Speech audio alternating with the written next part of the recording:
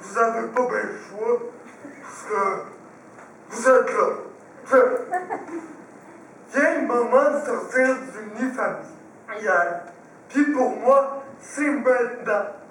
Il est chaud, il est doux, il est confortable. Mais moi, j'ai le goût de voler mes propres ailes. Puis bien sûr, sans matière trop plissée ou trop verte.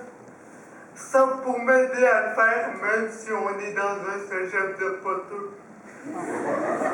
Un jeune homme a besoin de faire ses conneries, de vivre avec les conséquences de ses actes et apprendre la vie sans que maman poule fasse une hémorragie interne à chaque fois.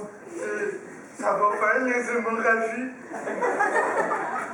Je suis dans une place de petits vieux un peu beaucoup flyés que j'ai choisi.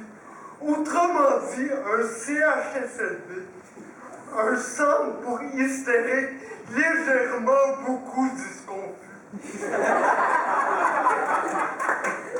Mon coloc est plus vieux que mon père.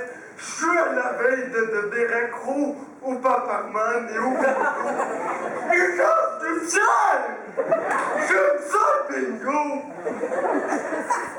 Les pilules bleues commençant par via et finissant par gras vont bientôt rentrer dans mon régime. Il y a un moment dans la vie de votre enfant où excusez-moi, vous êtes vite traité comme un moins jeune, qui n'a pas nécessairement le goût de ratatiner comme vous, gang de petits vieux. Je mange des plats de cafétéria soir et week-end. Je dors sur un matelas plastifié. Et ce n'est pas tout. Les gens autour de moi, ils n'ont pas toute leur lucidité.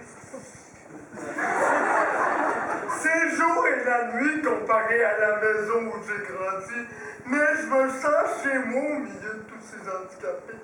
Même PKP premier, roi de Québécois et de Québec bien sûr, met des caméras pour une télé-réalité dans nos chambres. Parce que tout ce qui sort de l'ordinaire le fait bizarrement triper. Mes parents se sont dérangés par le fait que mes voisins sont beaucoup plus souffrants que moi. Mais il y a des avantages à ça. Disons que je me plains vraiment pas à me faire laver par des infirmières. Super sexy en passant. C'est pas un peu contradictoire être à la fois propre et excité en même temps? Tu sais, ça fait un peu bizarre. Pendant toute mon adolescence, mon père m'a souvent parlé de mes boutons. Il n'aimait pas l'idée que ma face ressemble à une pepperoni fromage. Et bien maintenant, des pros passent leur soirée à me nettoyer la pizza faciale. Même chose pour ma bouche. Des fois, je dois me faire stresser buccalement.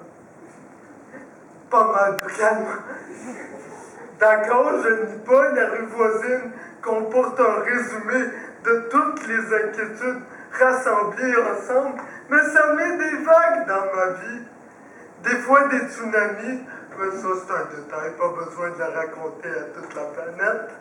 J'ai fait le refuge des jeunes avant de me ramasser au CHSLD, tu sais, celui de Dan Migras.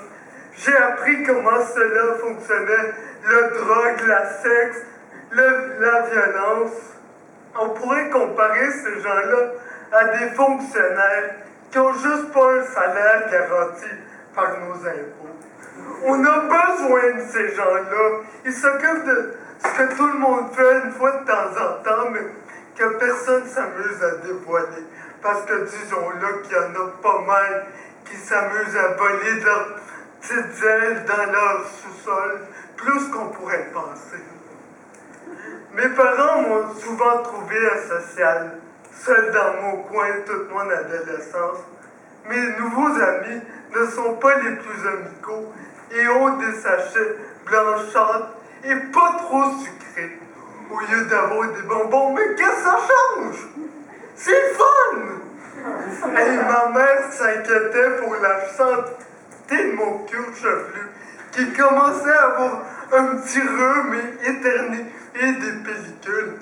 Maintenant, j'ai un super shampoing 2 fois par semaine dans un bain qui ressemble pratiquement à un spa sans mémère pour te déranger.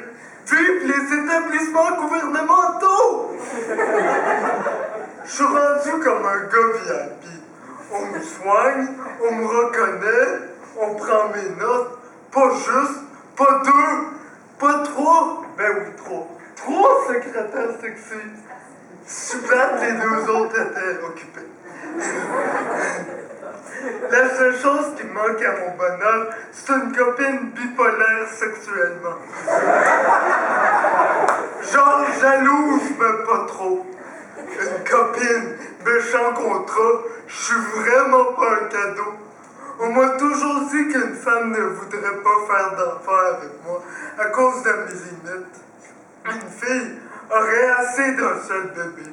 En plus, j'ai pas la tête au Pont-Neuf, ni les bras d'Antoine Bertrand, puis encore moins la patience du Dalai Lama. J'ai vraiment pas de talent avec les enfants.